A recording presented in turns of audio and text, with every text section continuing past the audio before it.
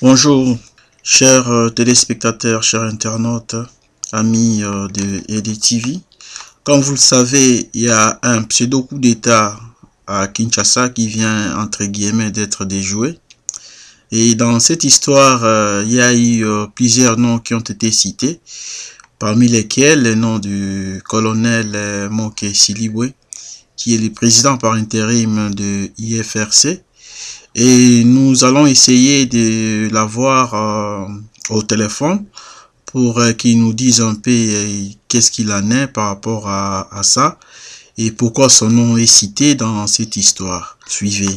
Mon colonel, votre nom vient d'être cité en rapport avec les coups d'État qui vient d'être déjoué à Kinshasa.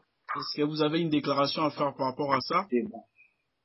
Le colonel Moké Silibwe, ainsi que l'Union des forces révolutionnaires du Congo, nie toute implication dans l'affaire Dr Kankou Mukandi contre le ministère public actuellement à Kinshasa.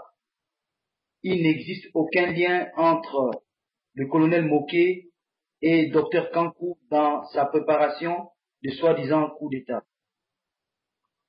Nous estimons que ce scénario est une mascarade du régime de Kinshasa qui cherche à cacher derrière des procédures son incapacité à régler les problèmes de notre pays.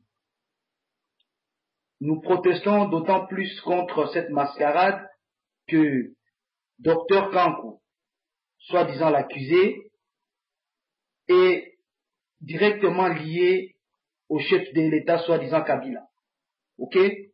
Puisque Dr Kankou est le beau-fils direct de Pierre Lumbi, qui est le conseiller en sécurité de Joseph Kabila. Dr Kankou, qui est donc l'époux légitime de la fille de Pierre Lumbi, ne peut pas se mettre à préparer un coup d'État à l'insu du régime de Kinshasa. Nous considérons cette affaire de Dr Kankou comme une affaire interne au régime de Kabila, puisque Dr Kankou a été chassé de la résistance armée depuis près de 10 mois pour espionnage. Nous avons bien compris que Dr Kankou était de la famille personnelle du conseiller de Joseph Kabila et qu'à ce titre, il ne pouvait pas participer à la résistance armée du peuple congolais.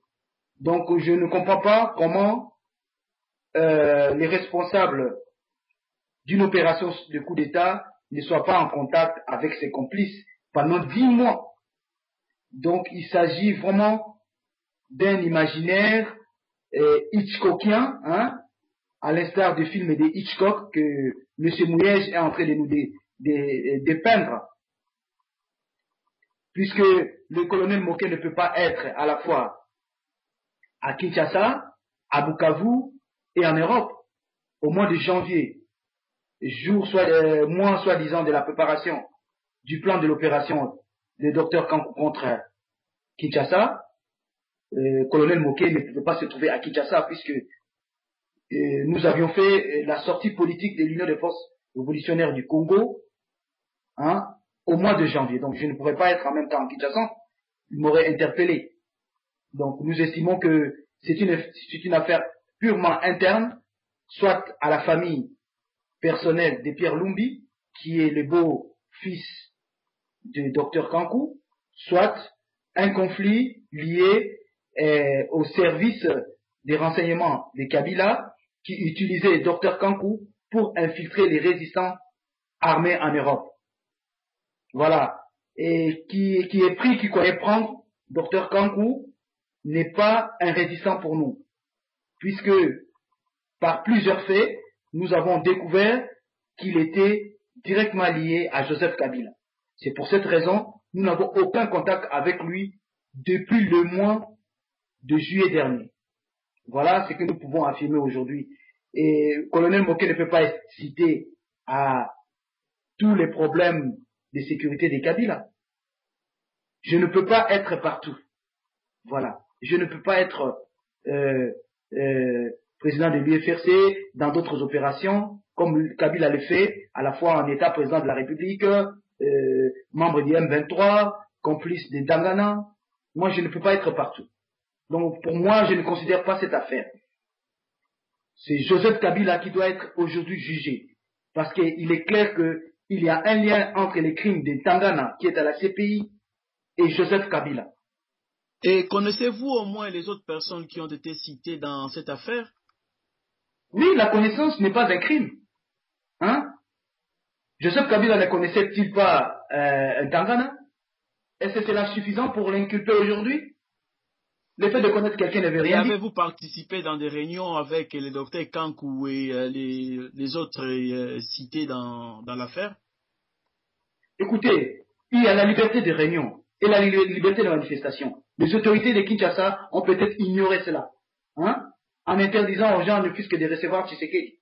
Ils ignorent qu'il y a la liberté de réunion et des manifestations dans les pays, en tout cas, des droits de l'homme. Nous avons mangé avec docteur Kankou. Cela ne nous fait pas des criminels. Au mois de juillet, c'est pendant ce dîner amer que nous avons découvert que parmi les invités, il y avait Thomas Lumbi, le fils premier de Pierre Lumbi, le conseiller de Kabila.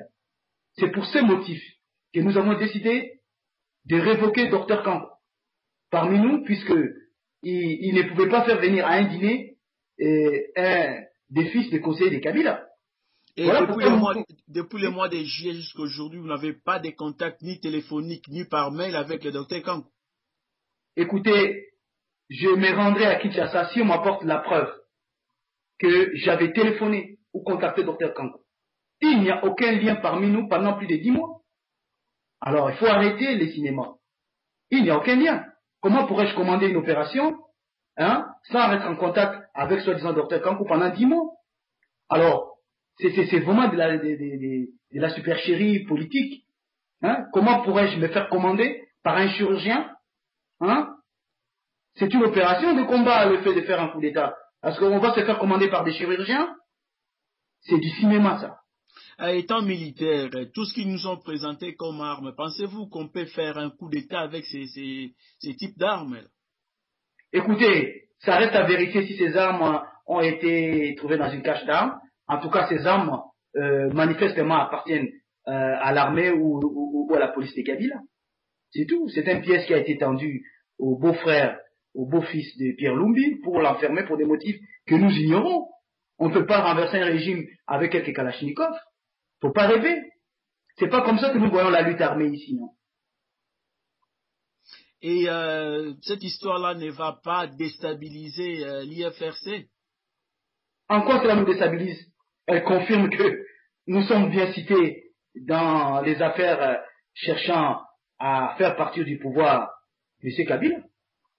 Nous ne sommes pas ici en train de plaisanter, en tout cas. Ça montre que s'il y a des gens qui se font arrêter, qui risquent d'être fusillés par Kabila, c'est que c'est pas un jeu d'enfant ici. Nous ne sommes pas des collaborateurs de Kabila. En tout cas, cet événement montre que nous ne sommes pas des collaborateurs de Kabila. Sinon, Kabila ne nous aurait pas cités parmi ses ennemis. Nous sommes des ennemis publics de Kabila. Les messages du ministre de l'Intérieur, Mouyej, les citent très bien. Je ne peux pas être à la fois résistant et ami de Kabila. En tout cas, c'est la preuve que nous sommes bien déterminés à faire partie de Kabila, que nous faisons partie du bon camp, celui du peuple congolais. Et monsieur Gaudens, disons le général Wenge. Écoutez, le général Wenge, il est là où il est. Il est aussi membre de l'IFRC. Pourquoi vous me demandez cette question? Les membres de l'UFRC ne peuvent pas être publiquement nommés. Les gens qui sont membres de l'UFRC, à l'exception du président et du coordonnateur, demeurent purement secrets. Donc, si je pose cette question, c'est parce que dernièrement, il y a eu un décret qui a été signé aussi par vous. Il y avait eu quand même des nominations. Oui, mais vous avez vu le nom de monsieur vous avez mis un nom qui correspond à ce que vous avez dit dans la liste des personnes nommées à l'IFRC. Je vous demande de revoir votre nom, la liste, et vous allez voir qu'il n'y a pas ce nom. Et qu'est-ce que vous avez à dire à tous ceux qui vous suivent en ce moment sur EDTV comme dernier mot? Oui, je peux vous dire sûrement que aujourd'hui, s'il y a quelqu'un qui doit être jugé, qui doit faire l'objet d'un mandat d'arrêt international, c'est Joseph Kabila. Tout le monde sait très bien que Joseph Kabila est lié au crime des Tangana et que ces crimes sont directement liés aux 8 millions de morts, au contre-génocide qu'il y a eu au Congo, au massacre des Poitou, à tout le massacre qu'il y a eu. C'est Joseph Kabila aujourd'hui qui doit être jugé. Hein? Voilà, c'est ce que nous demandons à la population, de ne pas se faire distraire par les derniers instants de Kabila. Merci. Merci, mon colonel.